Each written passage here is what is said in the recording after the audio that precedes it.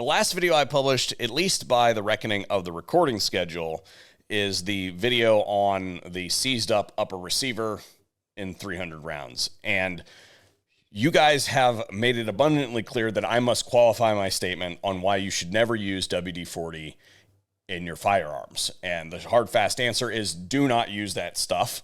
And today we will explain why. But also, there were a whole lot of questions on, well, what about this product? What about this product class? You know, this thing, that thing over here. This is what I use. Have you ever tried this? Et cetera, et cetera, et cetera. And I think that we ought to bolt some of that onto today's video because the reasons for not using WD-40 also point to some of the other things that we're going to talk about here today.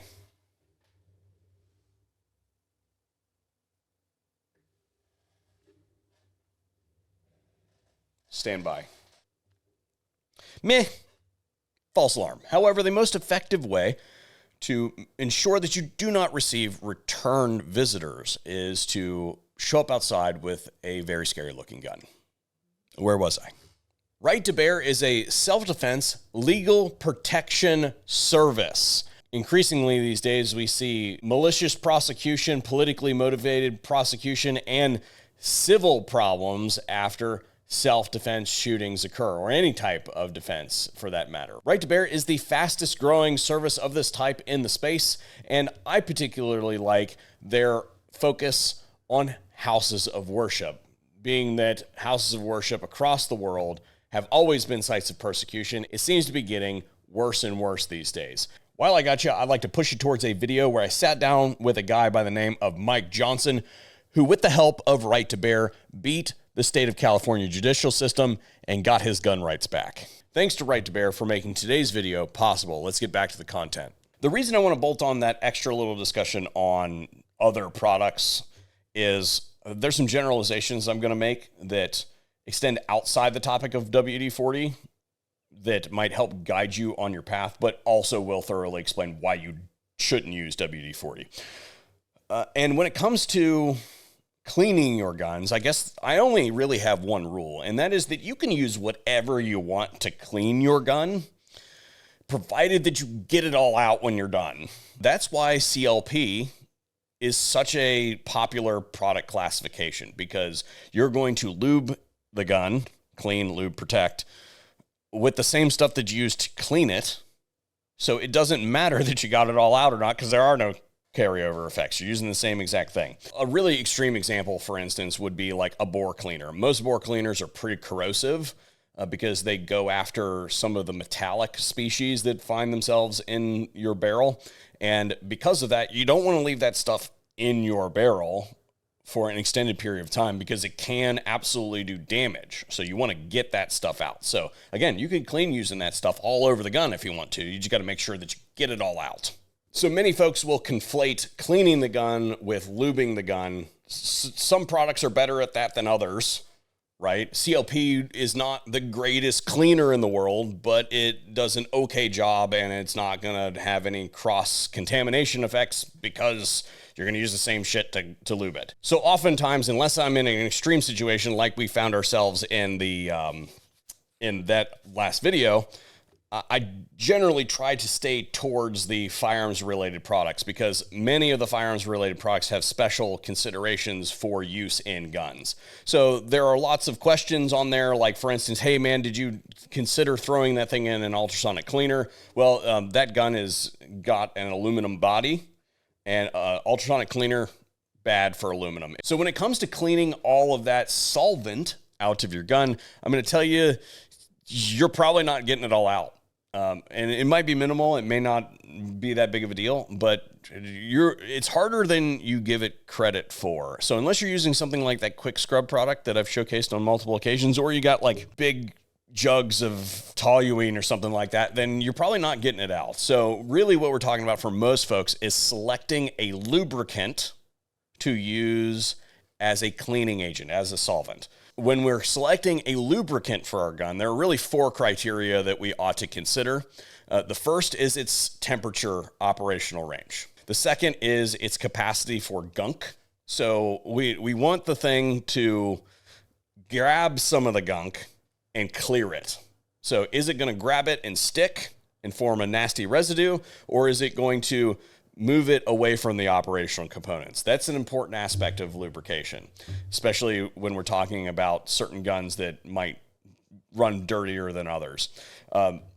Special concerns with the operating system, not everything is forward and backwards compatible. Like what you've got a lot more leeway to lubricate your bolt action rifle than you do a belt fed. As far as direct product suggestions, you guys, I'm just going to knock one of them out right away. You guys, to a large degree, asked about Croyle in the comments. I have no experience with Croyle. Looking at the specifications, I don't see why it would be bad, but I've never used it. I don't have experience on it, so I can't render a definitive, but I don't see anything that would directly say, no, don't use that thing, okay?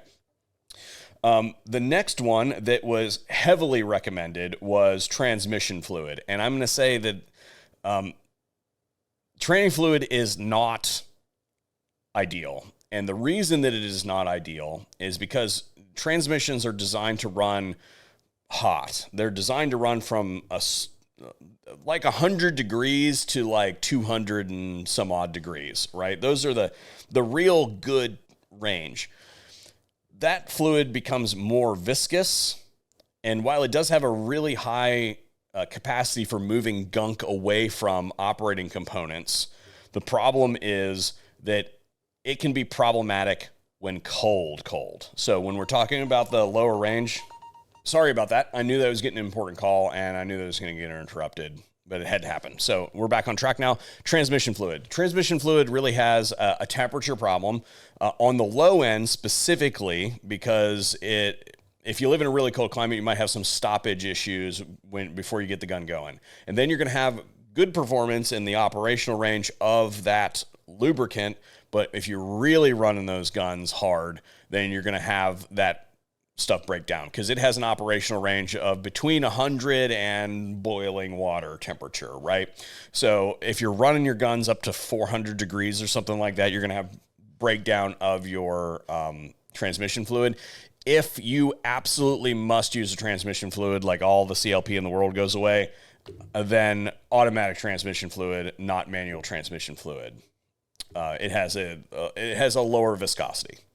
The second product that I would like to address that is pertinent because it has some, one, it was mentioned a whole bunch of times, and two, it has some bearing on the WD-40 discussion, which is the whole reason for this video, is red brake fluid. I have used red brake fluid before, but the problem with red brake fluid isn't that it has a temperature problem because it has an excellent operational temperature range. It isn't that it has a gunk problem because it's really good at moving gunk out of the operational components. The problem with it is it has a negative interaction with water. If it gets heavily contaminated with water, it will form an emulsion in your gun and create a big problem. Do not use that stuff in your gun. Sorry. I know that's a popular one, but it's not a good idea. Which brings me up to the real reason that we're here today, which is WD-40. There's a lot of people that say, well, WD-40 isn't a lubricant, it's a solvent. Well, it's slippery, so it can be used as a lubricant. It's just that it is a really shitty lubricant for a very narrow range. And the way that you're supposed to use WD-40 is as a penetrating oil on stuff that's seized up. And while it might be tempting to use that in our situation like we had in our previous video, it leaves a very persistent residue. It also does not have a good capacity for grabbing gunk and moving it away. It has a good capacity for grabbing gunk and holding onto it, which is very bad. So what you're going to get when you have WD-40 persistently in your gun and interacting with other products that you've put in there is you're going to get this really nasty gummy residue that's going to cause problems with the operational components. It'll form this gack that coats things in your system, and it will do it long after you have applied it and thought that you cleaned it off, because it's a penetrating oil. It's going to penetrate into any of the pores of the metal, and that's particularly problematic when we're talking about guns like AR-15s that are anodized. Anything that's Parkerized is going to be problematic, et cetera, et cetera, et cetera. Nitriding to a less degree, but you get what I'm saying. Our 4 criteria for selecting a lubricant and vis-a-vis a solvent. Temperature. WD-40 is actually halfway decent on temperature. It's not as good as the firearm stuff, right? But it's at least passable. Ability to grab hold of gunk is good, but it doesn't clear it. It kind of adheres it to the surface. It collects it and sticks it. That's very bad in guns. The third one, not really specific operating system concerns with WD-40. Obviously, the more complex, the worse it is.